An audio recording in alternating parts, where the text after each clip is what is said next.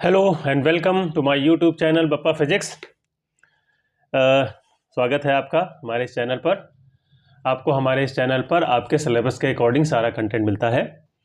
करना आपको छोटा सा काम कि हमारे इस वीडियो को ज़्यादा से ज़्यादा शेयर करें, हमारे चैनल को सब्सक्राइब करें। इस वक्त हम लोग क्लास 12 सीबीएसई बोर्ड पीवाईक्यू कर रहे हैं। लास्ट 5 ईयर्स के सीरीज चल रही है हमारी। जो यूनिट चल रही है वो है ऑप्टिक्स की।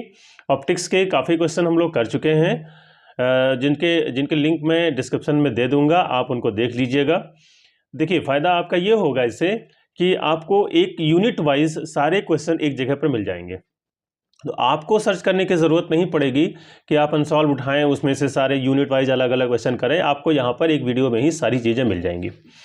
आज से हम थोड़ा सा परिवर्तन कर रहे हैं कि आपको पेपर पर अपने सारे क्वेश्चंस में दे दूं और आपकी स्क्रीन पर क्वेश्चन आपको नज़र आएगा, उससे आप क्वेश्चन को नोट कर सकते हैं। सॉल्यूशन मैं आपको यहाँ पर बता रहा हूँ। तो ये 23rd का सेकंड सीरीज़ का ये क्वेश्चन है हमारा। 3 मार्क्स का क्वेश्चन है 23rd में। ये आपका 3 मार्क्स का क्वेश्चन है, जो सेकंड सेट आपका बना था उसका क्वेश्चन है। क्वेश्चन मैं आपको एक बार बताए दे रहा हूँ, जिससे आपको पता चल जाए कि आखिर हमको इसमें करना क्या था और हम लोगों को कैसे उसको करना है। तो ये करना हमको ये था, क्वेश्चन आपका ये था, a plane wave front propagating in a medium of refractive index μ1 is incident on a plane surface making an angle of incidence i. It enters into a medium of refractive index μ2. μ2 is greater than μ1. Use Huygens construction of secondary wavelets to trace the refracted wavefront and hence verify Snell's law of refraction. बहुत ही simple सा आपका ये question है 3 marks का। हमने क्या किया है, आपका क्वेश्चन ये कह रहा है कि आपका एक प्लेन वेव फ्रंट है जो कि किसी मीडियम में प्रोपेगेट कर रहा है। तो हमने क्या किया, एक प्लेन वेव फ्रंट ये मान लिया। ये देखिए, आपको फिगर हमने बना रखा। ये आपका ये प्लेन वेव फ्रंट है जो कि किसी मीडियम में प्रोपेगेट कर रहा है। मीडियम 1 हमने दिया है इसको, और इसका रेफ्रेक्टिव इंडेक्स μ1 है। और ये कह रहा है इंसिडेंस मेकिंग एन एंगल, एक प्लेन सरफेस पर, प्लेन सरफेस हमने XY ले लिया है, इस पर एंगल ऑफ इंसिडेंस I के तहत ये इंसिडेंट हो रहा है। तो आपको क्या करना, और ये भी कह रहा है it enters into a medium of refractive index μ2 वाले एक रेफ्रेक्टिव इंडेक्स μ2 वाले एक मीडियम में ये एंटर करता है। तो हम क्या करते हैं, इसको मीडियम 1 मान लेते हैं, इसको मीडियम 2 मान लेते हैं, नीचे वाले को रेयरर मीडियम μ1 है उसका रेफ्रेक्टिव इंडेक्स, और डेंसर मीडियम μ2 है, क्योंकि μ2 इज ग्रेटर देन μ1 वो कह रहा है। तो ये आपका इंसिडेंट वेव फ्रंट है, ये हमारा रिफ्रेक्टेड, यानी ये जितने भी आपको दिख रहे हैं ये सब, तो ये रिफ्रेक्टेड वेव फ्रंट हमारा हो जाएगा। Angle of incidence I, angle of refraction R, angle of incidence IR, इसी तरीके से ये भी I होगा, ये भी R होगा। तो ये सारे आपके एंगल दिए गए। तो हम क्या करते हैं, consider a plane wave front AB is incident at a plane surface XY। जो कुछ हमने बनाया है उसी को हमको लिखना है। तो हमने क्या किया है कि एक प्लेन इंसिडेंट वेव फ्रंट मान लिया है, प्लेन वेव फ्रंट AB, यहां से यहां तक का हमने, और एक बना सकते हो आप, कोई दिक्कत नहीं इसमें, जो कि एक प्लेन सरफेस XY पर इंसिडेंट हो रहा है। We take secondary wavelets at different points. जाहिर सी बात है कि चूंकि वेव फ्रंट है, वेव फ्रंट जहां से इंसिडेंट होगा वो आपका, उसका एक वेव फ्रंट का प्रत्येक पॉइंट एक एनर्जी सोर्स की तरीके से काम करता है। तो सेकेंडरी वेवलेट्स उनको कहा जाता है द्वितीयक तरंगिकाएं, आप हिंदी में कह सकते हो। तो हम क्या करते हैं, डिफरेंट पॉइंट्स पर उनको ले रहे हैं। So we get refracted wave front only when the time taken by light to travel along different rays from one wave front to another is same. यानी एक वेव फ्रंट से दूसरे वेव फ्रंट की अगर हम बात करें तो समय जो है हमारा वो इक्वल है, यानी सेम है, जो इंसिडेंट होने वाला टाइम है। कंसीडर ए रे स्टार्टिंग फ्रॉम पॉइंट P। कोई भी एक रे हम मान लेते हैं जो P से स्टार्ट होती है। P को हमने यहां दिया है, आप यहां भी दे सकते हो, कोई दिक्कत इसमें नहीं है। Is incident wave front which is refracted at point Q। ये पॉइंट हमने Q दे रखा है इसका, ठीक है, ये Q है, यहां पर ये रिफ्रैक्ट हो रही है, यानी ये रिफ्रैक्टेड है, तो ये रिफ्रैक्टेड वेव हमने ले लिया। लेट टोटल टाइम, ये यानी इसको इंसिडेंस और यहां तक टोटल टाइम मान लिया हमारा लगा है इंसिडेंट होने में T। तो टी इक्वल्स टू हम टोटल टाइम निकाल लेंगे। अब देखिए टोटल टाइम हमको निकालना है तो चाल बराबर दूरी बटे समय, आप कह सकते हो speed equals to distance upon time से time equals to distance upon velocity या स्पीड। तो पीओ देखिए ये T1 टाइम अगर यहाँ से यहाँ तक का जो है वो टाइम हमको निकालना है तो ये डिस्टेंस हो जाएगी, और कितनी वेलोसिटी चल रहा है तो वेलोसिटी हमने मान ली कि ये सबकी वेलोसिटी v1 है और इसमें जो रिफ्रैक्टेड रेज है उनकी वेलोसिटी v2 है। तो PO अपॉन v1 हो जाएगा और प्लस OQ अपॉन v2 हो जाएगा, यानी ये इतना चलेगा और अपॉन v1 वेलोसिटी v1 से और इतनी डिस्टेंस अपॉन v2 से। अब हम PO को, ये ट्राइंगल है हमारा, आप देख पा रहे होंगे ट्राइंगल APO, तो ट्राइंगल APO से, इन ट्राइंगल APO से हमने ये वैल्यू रख ली आपकी AO साइन आई अपॉन v1, AO साइन आई निकालोगे तो AO आ जाएगा हमारा, ठीक है, OP की जगह पर ये आपका 90 डिग्री हो जाएगा, प्लस OC साइन R, बिल्कुल उसी तरीके से आपका OC, ये वाला ट्राइंगल हमारा है, ये वाला है ट्राइंगल OCQ, ये है ट्राइंगल OCQ, उससे है OC साइन R OQ का। तो इसी तरीके से हमने क्या किया, AO साइन आई अपॉन v1 को एज इट इज रखा। अब OC को आप लिख सकते हैं, देखिए OC को हम लिख सकते हैं यहाँ पर AC माइनस AO, तो AC माइनस AO रख दिया, साइन R अपॉन v2 हो गया, और equals to AO sine i, अब इसको हमने ओपन कर दिया है, AO साइन आई upon v1 plus AC sine R upon v2 minus AO sine R upon v2। तो अब हमने क्या किया, देखिए AO साइन आई यहाँ है, AO साइन R यहाँ, AO हमने कॉमन लिया तो साइन आई upon v1 minus sine R upon v2 और प्लस AC साइन R वैसे ही रखा रहा। तो चूंकि टाइम जो है वो इंडिपेंडेंट ऑफ द रे जो हमने कंसीडर किया है, टाइम इंडिपेंडेंट ऑफ द रे है, टाइम से रे का टाइम से कोई लेना देना नहीं है। So the coefficient of AO in the above equation should be 0। तो जो अबव इक्वेशन हमने निकाली हुई है वो कोफिशिएंट ऑफ AO जो है वो 0 होना चाहिए। तो sine I upon v1 minus sine I upon v2 equals to 0, या इसको हमने अलग कर दिया, इसको उधर भेज दिया, तो sine I upon sine R equals to v1 upon v2 equals to 1 mu 2। ये आपका स्नेल्स लॉ है, लॉ ऑफ रिफ्रैक्शन आप कह सकते हैं, this is Snell's law of refraction, और यही आपको वेरीफाई करना था। चलिए अब हम लोग अगला क्वेश्चन देख लेते हैं। तो चलिए बच्चा लोग हम लोग अगला क्वेश्चन देख लेते हैं। 2023 का ही उसी जो क्वेश्चन आपका आया हुआ था उसी का दूसरा ORR करके आपको दिया गया था। 3 मार्क्स का ये भी क्वेश्चन है आपका। क्वेश्चन में आपको बताए दे रहा हूँ कि क्वेश्चन आपका क्या आया था उसी। ये अच्छी बात ये है कि सेम जो है वो सेट में और उसी जो है पार्ट का क्वेश्चन आपका दूसरा ये पूछा गया था। ये कह रहा था पहला आपका जो था वो हाइगन्स प्रिंसिपल के तहत आपको क्या करना था, सेकेंडरी वेवलेट्स में रिफ्लेक्टेड वेव फ्रंट क्या था, ये reflected wave front using Huygens construction, so how a plane wave is reflected from a surface, hence verify the law of reflection. आपको क्या करना है, हाइगन्स कंस्ट्रक्शन को यूज करते हुए एक प्लेन वेव फ्रंट जो रिफ्लेक्ट हो रहा है किसी सरफेस से उसको रे डायग्राम बना करके बताना है और प्रूव करना है लॉ ऑफ रिफ्लेक्शन, वेरीफाई करना। तो हमने ये बना रखा है, देखिए हमने क्या किया है, एक प्लेन वेव फ्रंट ले लिया है, इंसिडेंट हो रहा है, ये वेव फ्रंट है आपका, ये यहाँ से यहाँ तक आप कह सकते हैं ये आपका वेव फ्रंट है। इंसिडेंट हो रहा है एक प्लेन सरफेस पर PQ पर, जब जाहिर सी बात इंसिडेंट होगा तो यहाँ से रिफ्लेक्शन भी होगा। रिफ्लेक्टेड रे हमने बना रखी है वेव फ्रंट, तो जितने भी ये आपका टोटल का ये रिफ्लेक्टेड वेव फ्रंट है। पॉइंट जहाँ जहाँ से रिफ्लेक्ट हो रही रेज उनको हमने कंसीडर कर लिया है, ये A रखा है, इसको K रखा है, इसको B' रखा है। क्योंकि हमने क्या किया है, जो AB है हमारा उसको इंसिडेंट वेव फ्रंट मान लिया है पूरे को, ठीक है, और A' हमारा जो होगा वो रिफ्लेक्टेड वेव फ्रंट हो जाएगा। एंगल ऑफ इंसिडेंस IA है तो IA भी होगा, और R यहाँ पर है हमारा तो R ये भी होगा। तो ये हमारे पास ये रिफ्लेक्टेड जो है वो एंगल है और एंगल ऑफ रिफ्लेक्शन है, और ये एंगल ऑफ इंसिडेंस है। अब हमने सिंपल सा आपको करना क्या है कि इसकी जो लैंग्वेज है वो जो फिगर में है वही आपको देनी। ये नॉर्मल है, n इसका है, n' इसका है, आप चाहे तो यहाँ भी खींच सकते हैं, कोई इसका वो नहीं, इशू नहीं। Consider a plane wave front be incident on a plane surface PQ। Simple सा एक इंसिडेंट वेव फ्रंट हो रहा है, इंसिडेंट हो रहा है एक सरफेस PQ पर। After reflection we get the reflected wave front, reflection के बाद हमको रिफ्लेक्टेड वेव फ्रंट मिल जाएगा।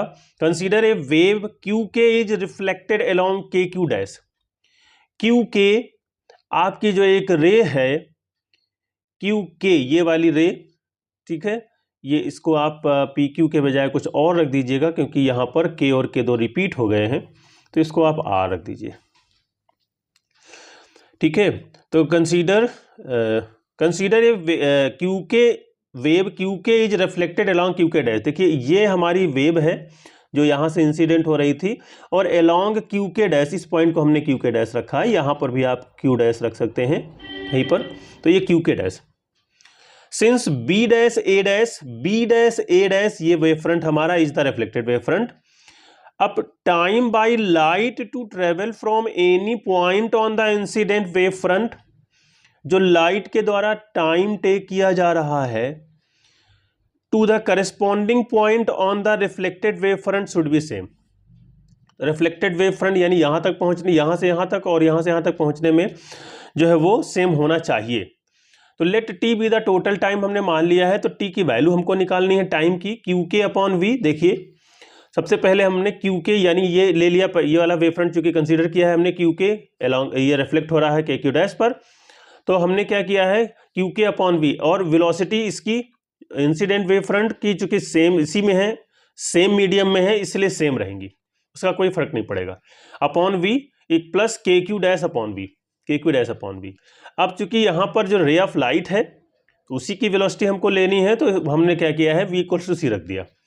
अब देखिए क्यू के की जगह पर ए के साइन आई, क्यू के ये है हमारा, और ये ट्राइंगल बन रहा है, ट्राइंगल ए क्यू के में, ये जिसका है वो है ट्राइंगल ए क्यू के, उससे हमने ए के साइन आई ले लिया, और दूसरे वाले से हमने ये वाला हमारा ट्राइंगल जो बन रहा है के क्यू डैश वाला, ये वाला ये ट्राइंगल के क्यू डैश बी डैश, इसमें है ट्राइंगल के क्यू डैश बी डैश, इसमें साइन आर ले लिया हमने, तो के बी डैश साइन आर हो गया। अब के बी डैश को हम लिख सकते हैं, देखिए के बी डैश को आप लिख सकते हो ए बी डैश और माइनस ए के, यानी पूरे से इतना सब्ट्रैक्ट कर देंगे तो इतना निकल आएगा। तो हमने क्या किया, के बी डैश की जगह पर वैल्यू रख दीजिए और ओपन कर दिया है हमने इसको। जब ओपन कर दिया है तो दो टर्म हमारे पास ए के वाले मिलेंगे, साइन आई अपॉन सी का, साइन आर अपॉन सी का, हमने कॉमन ले लिया है, तो ये हमारे पास आ गया T equals to A K upon c sine I minus sine r plus A B dash sine are upon सी।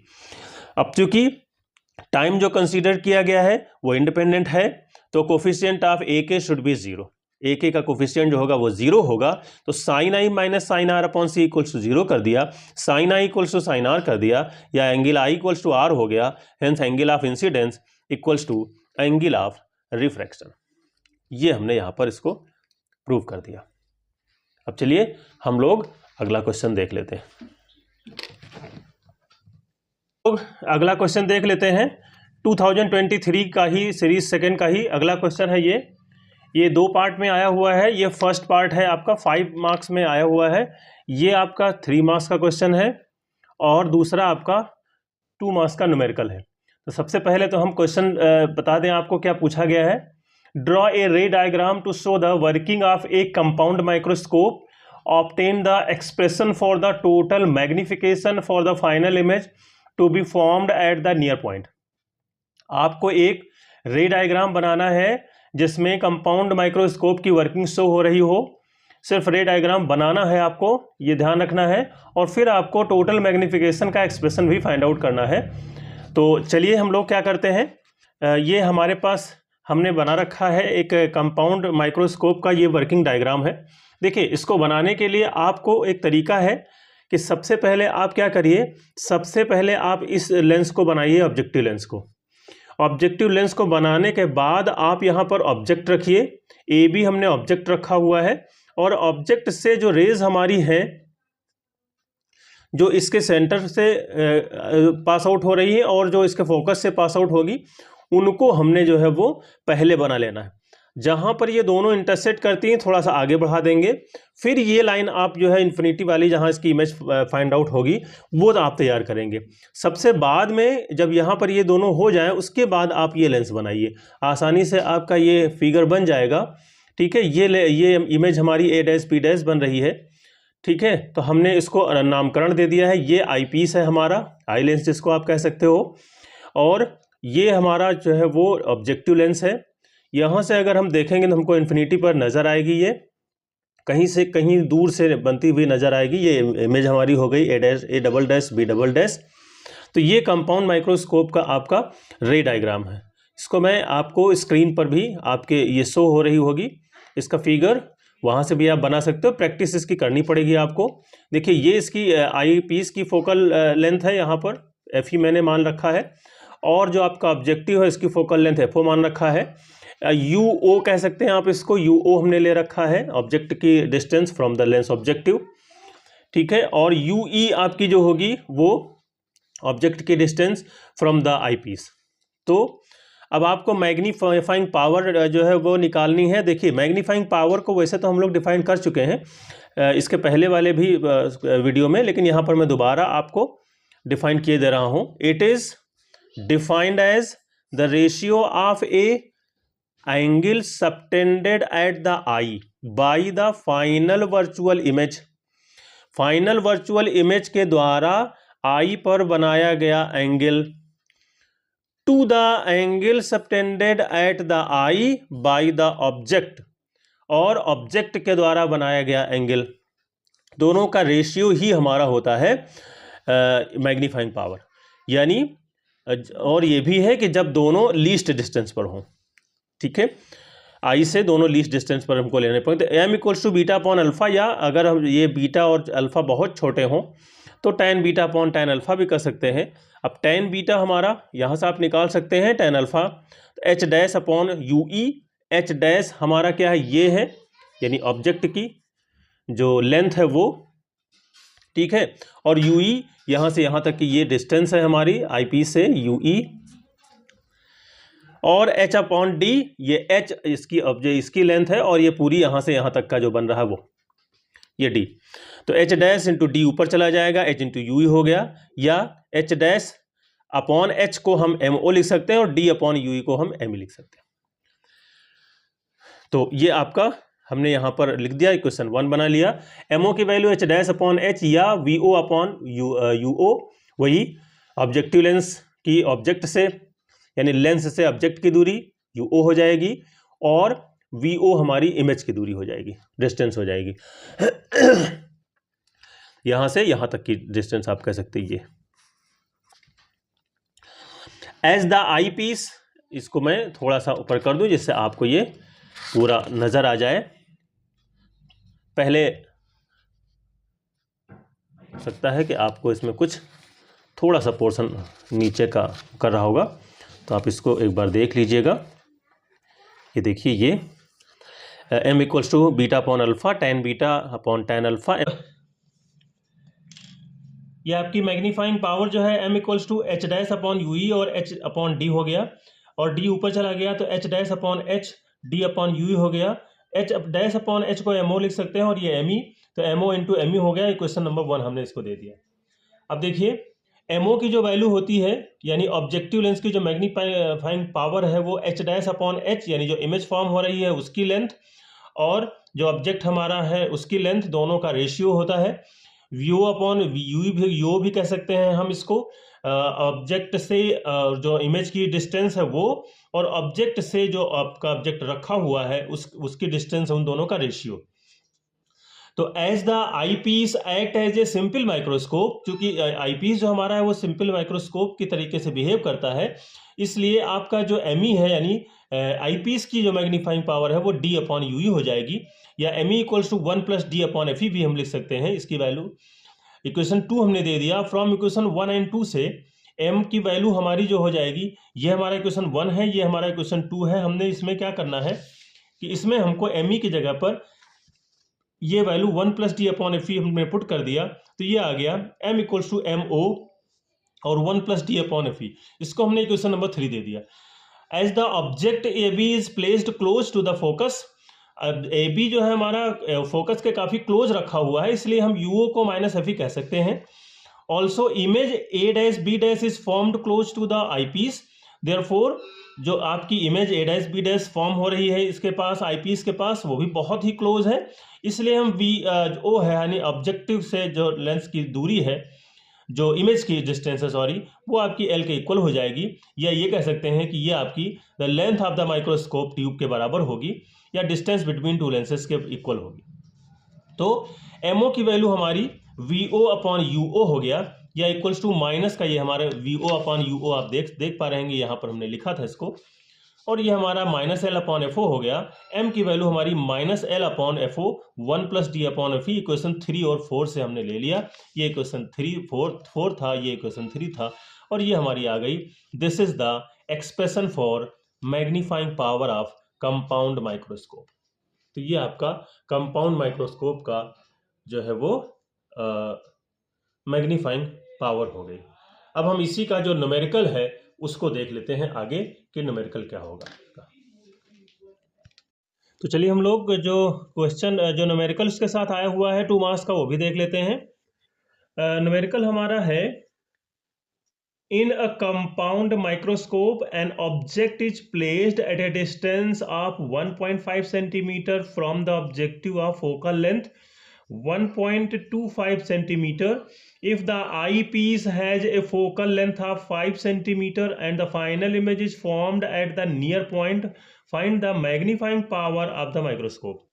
तो सबसे पहले तो जो आपको दिया गया वो हम लिख लेते हैं, लिख लिया है मैंने। आपको दिया गया है compound microscope and object is placed eight A distance of 1.5 centimetre.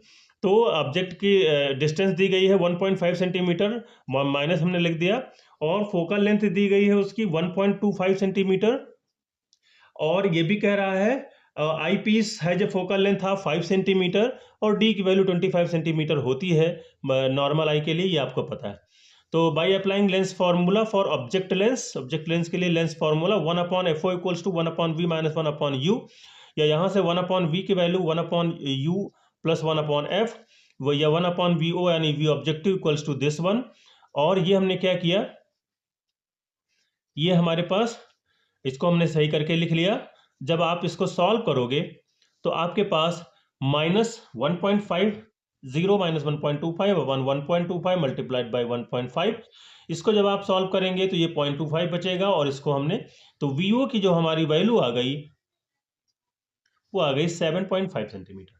अब मैग्नीफाइंग पावर का फॉर्मूला हमको पता है, m इक्वल्स टू होता है V O upon U O 1 plus D upon F E, अभी इसके पहले हम लोगों ने किया है, इक्वल्स टू हो जाएगा 7.5 अपॉन 1.5 और ब्रैकेट में 1 प्लस 25 अपॉन 5, ये सारी वैल्यूज हमने पुट कर दी यहाँ पर। तो m की वैल्यू -30 आ गई। माइनस आने का मतलब ये हुआ negative sign indicates the final image is inverted image, is an inverted image. तो फाइनल इमेज जो होगी वो इन्वर्टेड इमेज हमको मिल जाएगी। तो ये 5 मार्क्स का आपका क्वेश्चन था। अब इसी में ORR करके 5 मार्क्स का एक क्वेश्चन दिया गया है, उसमें भी 2 पार्ट है, तो आगे हम उसको देखेंगे।